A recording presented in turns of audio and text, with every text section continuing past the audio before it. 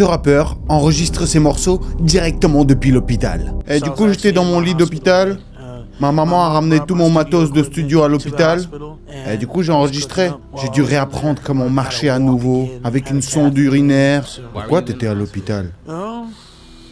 Insuffisance cardiaque. Lui, s'il continue comme ça, bientôt, il va faire un feat avec Tupac. Ouais, la situation de Dave Blunt, un jeune rappeur de 23 ans, commence à devenir préoccupante là. Au cours des 6 derniers mois, ce nouvel artiste a fait des vagues sur internet et il y a principalement 2 raisons pour son buzz. La première, bon, c'est parce qu'il est quand même chaud dans le rap, tu vois, il a du flow, puis surtout ses lyrics, elles sont originales et super marrantes. Le gars adore se traiter lui-même de gros et se moquer de ses problèmes.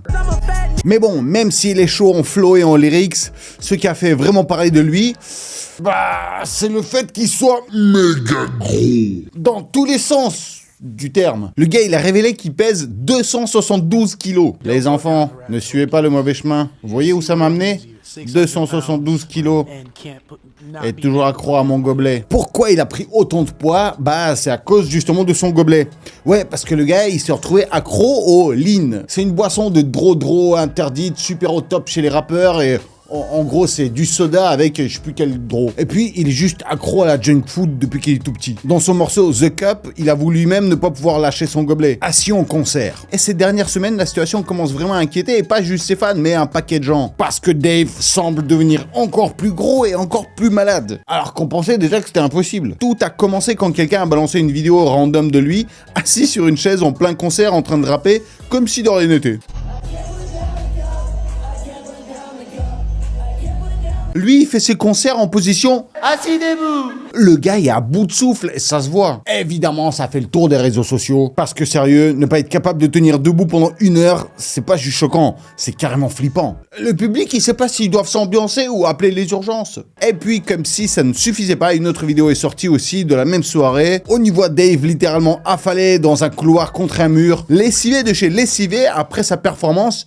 Assise. Assis debout. Et il y a même certains artistes de l'industrie musicale qui ont commencé à s'inquiéter. Le premier à lui dire quelque chose, c'était Lil Yachty qui leur a balancé par SMS « Il faut aller à la salle, baby boy ». Bon, on va pas se mentir, mais appeler baby boy un autre gars, c'est un choix particulier. Après, honnêtement, Dave, il ressemble à quel type de baby ? Mais le meilleur, c'est Snoop Dogg. Il a posté une vidéo de Dave en train de performer assis et a lâché « Mets de côté les ailes de poulet et les chips, neveu.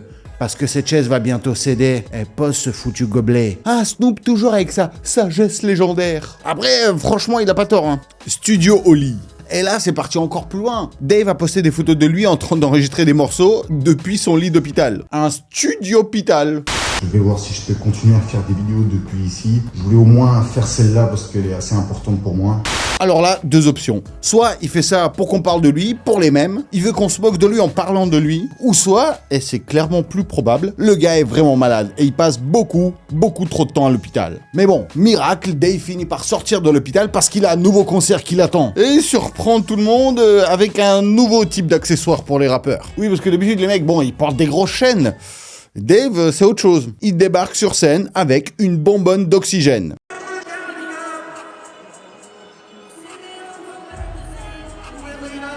Et comme d'hab, pas question de rester debout. Et cette fois, on laisse tomber la chaise, monsieur a carrément installé un canapé en plein milieu de scène. Oui, un canapé. Et sur scène, il décide de répondre à Snoop.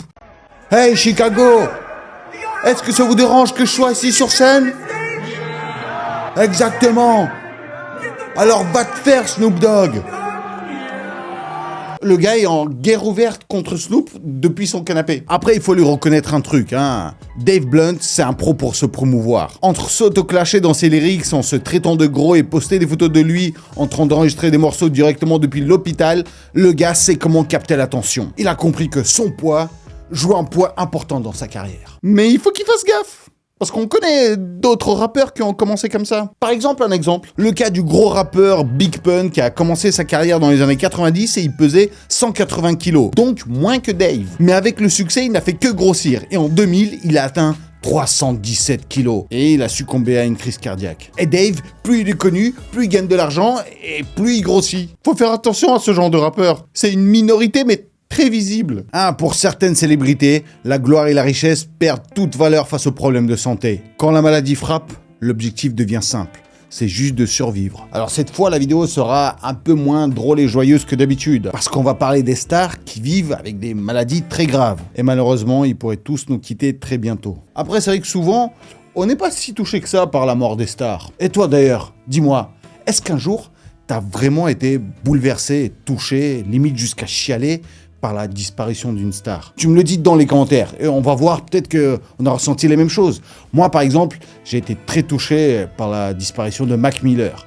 Toute la journée, je vous jure, j'étais super triste. Bon, j'ai pas pleuré non plus, mais j'ai écouté que ses chansons en boucle toute la journée. Et alors dites-moi, êtes-vous prêt à découvrir la triste liste des stars qui risquent d'y passer très bientôt?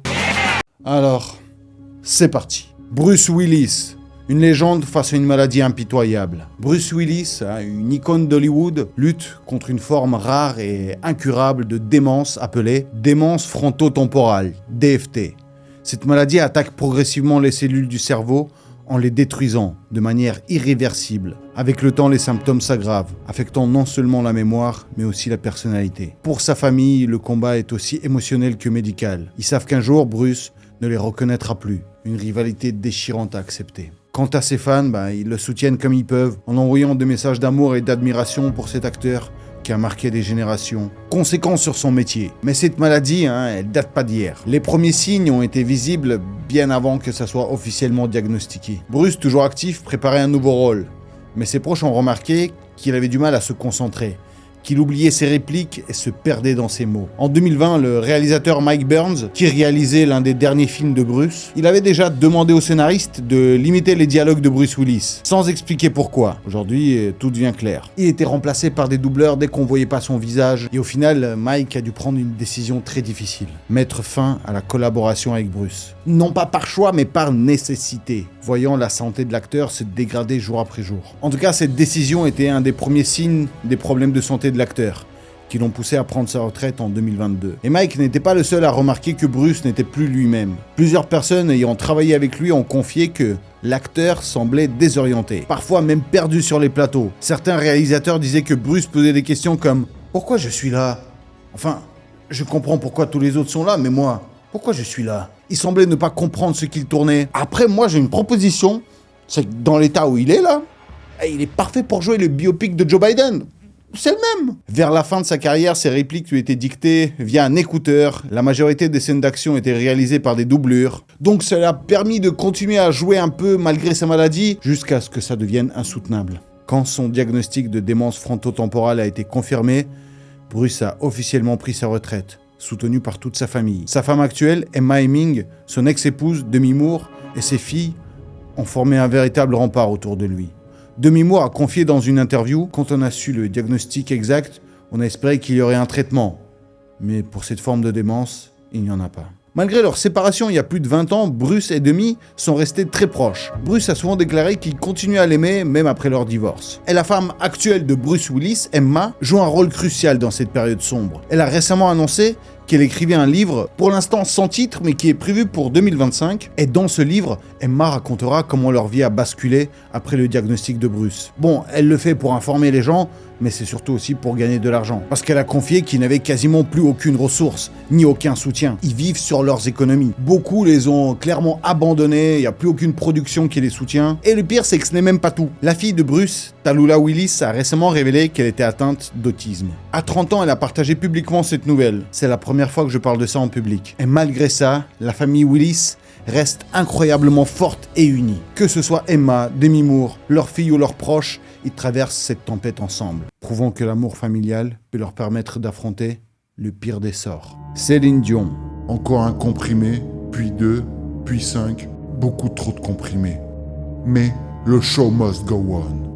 Oui, pour ceux qui n'étaient pas au courant, Céline Dion, il n'y a pas très longtemps, a révélé au monde entier sa lourde et incurable maladie. Elle est atteinte du syndrome de la personne raide, une maladie neurologique rare et incurable, qui provoque une rigidité musculaire sévère, des douleurs intenses et des spasmes incontrôlables. Cette condition rend chaque jour difficile, et dans le cas de Céline, ça pourrait entraîner une perte totale de mobilité. La chanteuse a partagé que lorsqu'elle essaie de chanter, elle a l'impression d'être étranglée, comme si une pression s'exerçait sur sa gorge. Les spasmes peuvent survenir dans différentes parties de son corps, et être si violents qu'ils ont déjà causé des fractures, notamment des côtes. Elle décrit des sensations où ses membres semblent se figer, que ce soit en cuisinant ou en marchant. Et en raison de cette maladie horrible, Céline a dû annuler toutes ses tournées. Cependant, en juin de cette année, elle a publié un documentaire détaillant son combat contre cette affection incurable. Ce film offre un aperçu poignant de ses souffrances quotidiennes. Mais malgré ces épreuves, Céline refuse de se faire abattre. Elle continue de nous émerveiller avec sa voix.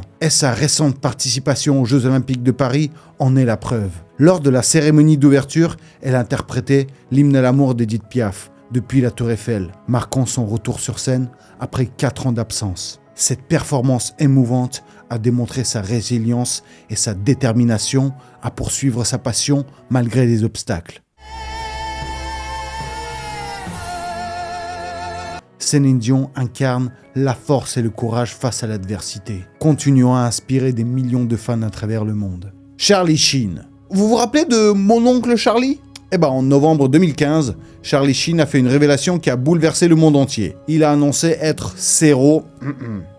être atteint du VI, et ça depuis 4 ans. Et avec un visage marqué par l'émotion, il a raconté son parcours, un mélange de peur et de douleur et de résilience. Tout a commencé par de violentes migraines. Charlie, terrifié, pensait souffrir d'une tumeur au cerveau.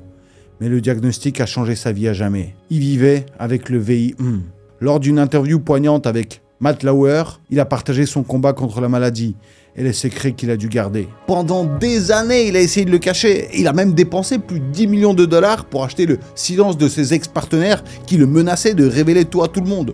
Une somme vertigineuse dont il a dit « Ces gens oublient que cet argent, ils le prennent à mes enfants. Je leur faisais confiance. » Et eux, ils m'ont trahi. C'est pour ça qu'au final, il a décidé de le révéler au monde entier. Et ce n'est pas qu'une question d'argent. En dévoilant sa vérité, il a choisi de reprendre le contrôle sur sa vie et sur son histoire. Cette confession a non seulement marqué Hollywood, mais elle a aussi mis en lumière le courage d'un homme qui, malgré ses erreurs et ses excès, reste déterminé à affronter ses démons, tout en protégeant sa famille. Ce qui est chelou, c'est que Charlie a admis avoir eu des relations non protégées avec certains partenaires, même après son diagnostic. Mais pour lui, tout a été clair, il a été super transparent. Il a toujours annoncé son statut séro. Cependant, son annonce publique n'a pas fait unanimité. Si beaucoup ont salué son courage d'avoir brisé le silence, d'autres voix se sont élevées contre lui. Plusieurs femmes ont affirmé qu'il ne leur avait pas révélé son état, mettant ainsi leur santé en danger. Et en parallèle, Charlie a dû affronter un autre combat, celui de la dépendance. Longtemps en proie à des excès de drodro et de boissons, il a partagé son chemin vers la sobriété. En 2023, il a célébré une étape majeure, 6 ans de sobriété. Une victoire personnelle pour l'acteur, marquant son engagement à reconstruire sa vie après des années de chaos. Lil Wayne. Lil Wayne, c'est une icône du rap, un véritable pilier de l'industrie musicale. C'est pas facile pour lui non plus. Il a dû faire face à des défis de santé liés à l'épilepsie. Le rappeur a souffert de crises à répétition, qui ont parfois perturbé ses tournées et ses sessions d'enregistrement. Après un traitement suite à plusieurs crises consécutives, Wayne a admis avec franchise « Je suis très atteint par les crises d'épilepsie. Ma vie est un constant danger si je subis beaucoup trop de stress lié à mon travail et si je ne me repose pas assez. » Conscient de la nécessité de changer, il a pris des décisions importantes pour protéger sa santé. C'est stop à la boisson, au fufu et aux soirées tardives. C'est vrai que pour un rappeur, surtout de son style, ça fait bizarre. Lil Wayne a choisi de privilégier sa santé et son bien-être. Toujours aussi prolifique, il continue de produire des morceaux marquants. Et il nous prouve que son talent et sa passion pour la musique restent intacts. Là, il prépare enfin son album Zach Carter 6, le super attendu. Et Kendrick Lamar, dans son dernier album surprise, là, il l'a taquiné un peu, Lil Wayne. Dans un morceau, il lui a dit en gros que lorsque Kendrick a chanté à la Super Bowl à la New-Orléans, parce que la Nouvelle-Orléans, c'est la ville de Lil Wayne, et il était en mode genre, ouais, je sais que t'es deg que ce soit moi qui a chanté dans ta ville. Il a sous-entendu en mode, je comprends que tu sois deg, mais accepte que je suis mieux que toi. Lil Wayne a réagi sur les réseaux en disant, mais pourquoi moi ? Moi, je suis là, tranquille, et on vient encore me chercher. Bah oui, il essaie de calmer le jeu parce qu'il a pas le droit de stresser, Lil Wayne. Arrêtez de le taquiner, sinon il va y passer. Mais il a surtout dit que si ça continue, il est capable de se défendre. Donc on va voir ce que ça va donner dans son prochain album. Et franchement, après tout ça, il y a un truc qui me dépasse, c'est pourquoi le monde est aussi injuste ? On se fait que des gens qui ont fait du mal aux autres, qui ont fait des V, comme par exemple Didi ou R. Kelly ou d'autres artistes, eux, ils sont en parfaite santé, tout va bien pour eux, et des artistes qui sont bons, qui nous font du bien, qui nous transmettent des émotions, des gens tout gentils, et bah eux, ils se tapent les maladies incurables. Et ils sont obligés de se battre tous les jours pour survivre. Ah, c'est dingue de voir des légendes, comme on a vu aujourd'hui, galérer autant. On n'a pas l'habitude de ça. Elles ont marqué nos vies, on a des souvenirs associés à ces gens-là, donc faut pas qu'elles partent. Sinon, nos souvenirs, ils vont partir avec eux. Bon, en tout cas, moi, j'essaie de bien me tenir et d'avoir une vie saine, hein. On se rappelle que j'ai eu des petits problèmes au cœur, donc c'est pas le moment de déconner, hein. Moi, j'ai envie de rester longtemps et de partager de très bons souvenirs avec vous. Alors, s'il vous plaît, pour moi et pour ma santé, mettez un gros like à cette vidéo-là tout de suite, là. Moi, je vous fais à tous, hein, des méga yagadakis. Et j'ai déjà hâte de vous retrouver mardi, hein, pour une nouvelle vidéo qui va arriver, effectivement, très bientôt.